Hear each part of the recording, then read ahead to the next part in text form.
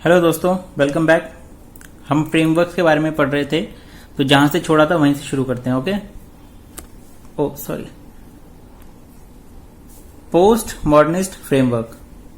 It was born on the premise that existing frameworks are not sufficient to understand new features of politics. दोस्तों, दुनिया बड़ी speed से बदल रही थी। पिछले 150-200 साल से जो देश अपना वर्ल्ड ऑर्डर चला रहा था, जो देश सुपर पावर बना हुआ था, वो अपने सुपर पावर होने का स्टेटस खोता जा रहा था। और अब दुनिया में दो नई सुपर पावर उभर के आई थी, यूनाइटेड स्टेट्स और यूएसएसआर। ओके, तो मैं आपको एक चीज समझाना चाह रहा हूं कि दुनिया उस टाइम पर बहुत स्पीड से चेंज हो रही थी। इसीलिए ये माना गया था कि जो उस टाइम के एग्जिस्टिंग फ्रेमवर्क्स थे वो सफिशिएंट नहीं थे। Okay, they were not sufficient to understand new features of politics. इसके अलावा it holds the modernist project of development responsible for crisis in the society. Modernist project किस टाइम को माना जाता है? वेरी लेट 19th सेंचुरी से लेकर लगभग 1945 टू 1950s के इस टाइम के बीच में लगभग 50-60 साल को, इस टाइम पीरियड को मॉडर्निस्ट टाइम पीरियड माना जाता है। ठीक है, और जो लोग पोस्ट मॉडर्निस्ट फ्रेमवर्क में विश्वास रखते थे वो ये मानते थे कि जो मॉडर्निस्ट प्रोजेक्ट था, जो कि भारी अनचेक्ड कैपिटलिज्म और एनवायरमेंटल डीके, ग्रीड से भरपूर था, वो सब था सोसाइटी में, उस टाइम की सोसाइटी में जो क्राइसिस हो रही थी उन सब के लिए रिस्पॉन्सिबल। ठीक है, ये माना जाता था। Focuses on smaller identities, tradition and indigenous beliefs and knowledge. Okay, देखो, आपको उस टाइम पीरियड के बारे में समझना पड़ेगा। वर्ल्ड वॉर 2 खत्म हुई थी, बहुत भारी भयंकर लेवल पे तबाही मची थी। ठीक है, और मैं केवल वॉर की बात नहीं कर रहा, हॉलोकॉस्ट जो था ना, उसने पूरी इंसानियत को हिला के रख दिया था। हॉलोकॉस्ट ही क्यों, इसके अलावा सोवियत लेबर कैंप्स की भी बात करें हम, जो कम्युनिज्म के नाम पर और जो फाशिज्म के नाम पर कितना कुछ हुआ था, कितनी तबाही मचाई गई थी। इसके अलावा कलोनियलिज्म जो था वो तो बहुत ज्यादा डार्क चैप्टर है ह्यूमन हिस्ट्री का। यूरोपियन कलोनियलिज्म का जो मेन आधार था वो रेसिज्म था। लेकिन आपको ये चीज समझनी होगी कि जो सोसाइटी थी ना उस टाइम पर, वो बिल्कुल चेंज हो चुकी थी और माइनॉरिटीज को, स्मॉलर आइडेंटिटीज को, उनके ट्रेडिशंस को, उनकी इंडिजिनियस बिलीव्स और नॉलेज को ज्यादा महत्व देने लग गए थे पहले के मुकाबले में। ठीक है ना, ये एक बड़ा प्रेमिस था पोस्ट मॉडर्निस्ट फ्रेमवर्क का। इसका कुछ लेना देना पोस्ट कलोनियलिज्म से भी है। मैं तो कहूंगा आप जरूर पढ़ें पोस्ट कलोनियलिज्म के बारे में, आपको ज्यादा अच्छे से ये पॉइंट समझ में आएगा। ओके, इसके अलावा scholars from different field such as Gandhians, neo Marxist, socialist etcetera have found a common adversary in modernism. Gandhians हो, नियो मार्क्सिस्ट हो, सोशलिस्ट हो, अलग अलग फील्ड से जितने भी स्कॉलर्स थे उनको एक कॉमन एडवर्सरी, कॉमन दुश्मन मिल गया था मॉडर्निज्म में, और वो सब के सब पोस्ट मॉडर्निज्म में वो सब के सब मॉडर्निज्म के खिलाफ आकर खड़े हो गए थे। डीकंस्ट्रक्शनिज्म के बारे में बात करते हैं दोस्तों। Deconstructionism is closely associated with post modernist framework. Critical thinking को इसमें प्रमोट किया जाता था। आपको पहले एक बात समझनी होगी, डीकंस्ट्रक्शनिज्म का मीनिंग क्या होता है। उसका मीनिंग होता है कि ये कॉन्सेप्ट है, इस कॉन्सेप्ट को ऊपर ऊपर से नहीं देखना, इसके अंदर क्या क्या पॉइंट्स हैं उनको छोटे छोटे टुकड़ों में डिवाइड करके कॉन्सेप्ट के मूल तक, कॉन्सेप्ट के कोर तक पहुंचना है और तब जाके उसको समझना है। इसको कहते हैं डीकंस्ट्रक्शनिज्म। ओके दोस्तों, ऐसा क्यों किया गया था, आपको कुछ एक बातें समझनी होंगी। पहली बात तो उस टाइम पर क्या थी रियलिटी। उस टाइम पर वर्ल्ड वॉर 2 खत्म हुई थी, पूरी दुनिया ने हॉलोकॉस्ट देखा था और उससे पूरी दुनिया बहुत बुरी तरीके से हॉन्टेड थी। ठीक है, उनको अंदर तक हिला के रख दिया था हॉलोकॉस्ट ने।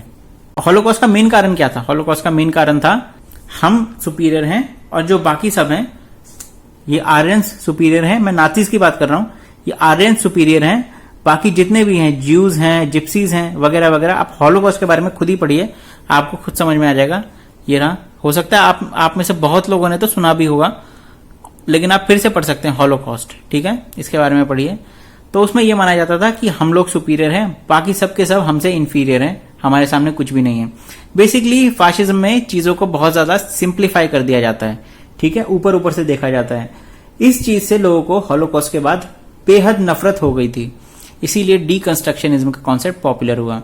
उसके अलावा आपको एक चीज और समझनी होगी कि पिछले 150-200 साल से जो देश अपना वर्ल्ड ऑर्डर चला रहा था, ग्रेट ब्रिटेन, उसकी ताकत खत्म होती जा रही थी, वो सुपर पावर का स्टेटस खोता जा रहा था। दो नई सुपर पावर आ रही थी पूरी दुनिया में, यूनाइटेड स्टेट्स और यूएसएसआर। दोनों को ही कॉलोनियलिज्म से नफरत थी। ये डेमोक्रेसी, ये कम्युनिज्म, कॉलोनियलिज्म के खिलाफ दोनों के दोनों, बट मेनली यूनाइटेड स्टेट्स की बात करते हैं, ज्यादा पावरफुल रहा है हमेशा से।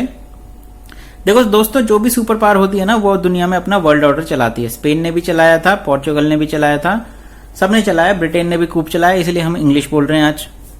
और यूनाइटेड स्टेट्स ने भी, आप देखेंगे अपने मीडिया के थ्रू, टेलीविजन के थ्रू, हर चीज के थ्रू, मूवीज के थ्रू, यूनाइटेड स्टेट्स अपना कल्चर एक्सपोर्ट करता रहता है। जब इंडिया थोड़ा पावरफुल था, तब इंडिया ने भी हिंदुइज्म को पूरी दुनिया में एक्सपोर्ट किया था, बुद्धिज्म को भी एक्सपोर्ट किया था, ठीक है ना। तो यूनाइटेड स्टेट्स ने उस टाइम पर अपना कल्चर पूरी दुनिया में एक्सपोर्ट करना स्टार्ट कर दिया।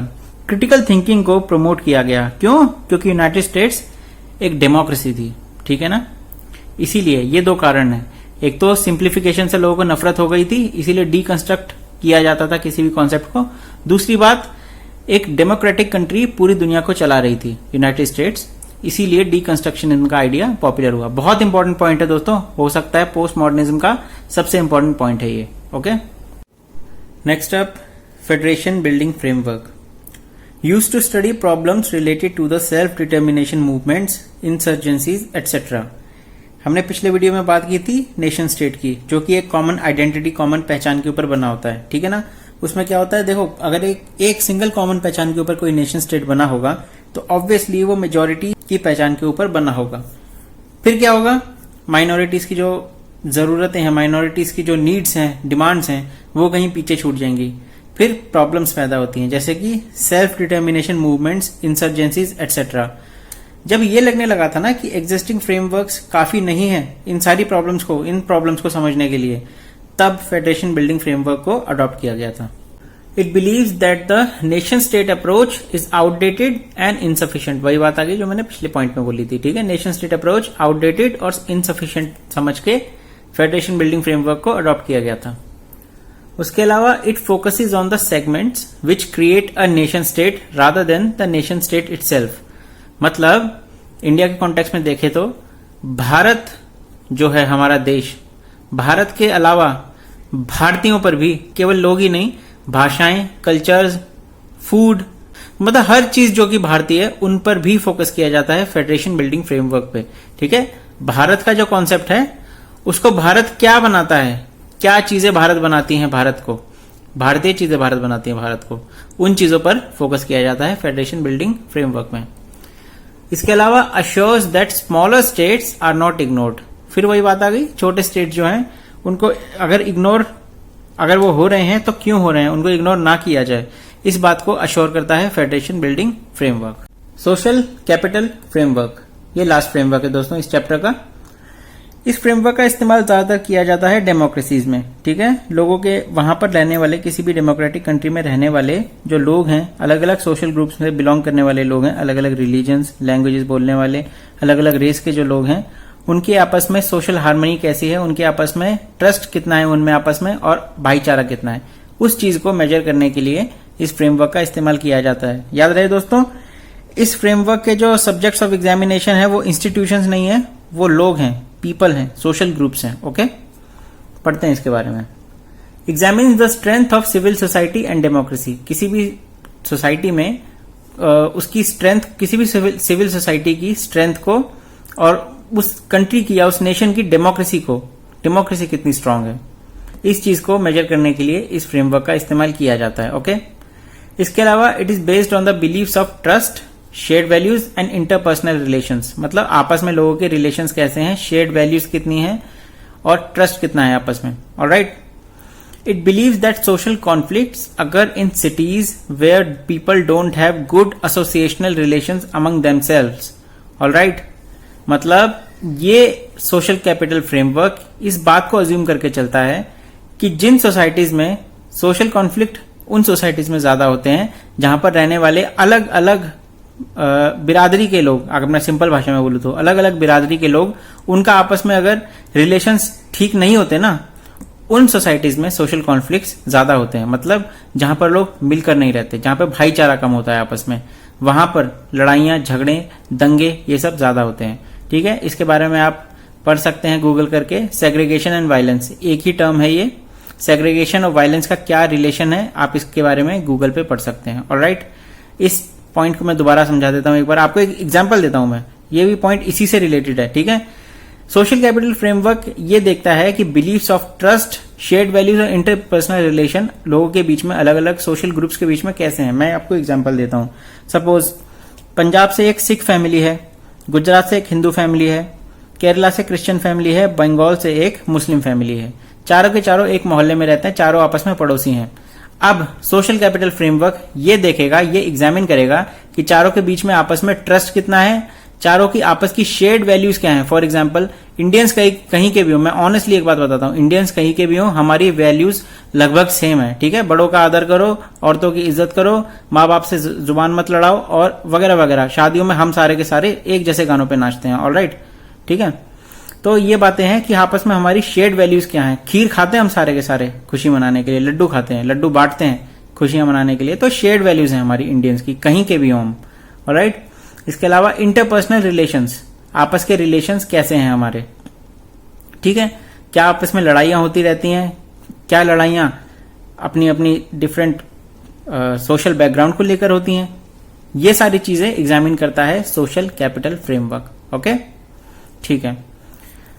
आप इस पॉइंट को हम एक बार एक्सप्लोर कर चुके हैं, तो जरूर पढ़ना सेग्रीगेशन और वायलेंस का क्या रिलेशन होता है। ठीक है, next point, it counts on community spirit of people. अंत में इस छोटे से सेंटेंस में पूरी की पूरी बात निपट गई कि कम्युनिटी स्पिरिट कितनी है लोगों के बीच में, आपस में मेल जोल कितना है। उस चीज के आधार पे सोशल कैपिटल फ्रेमवर्क बना हुआ है। ठीक है, ऑलराइट।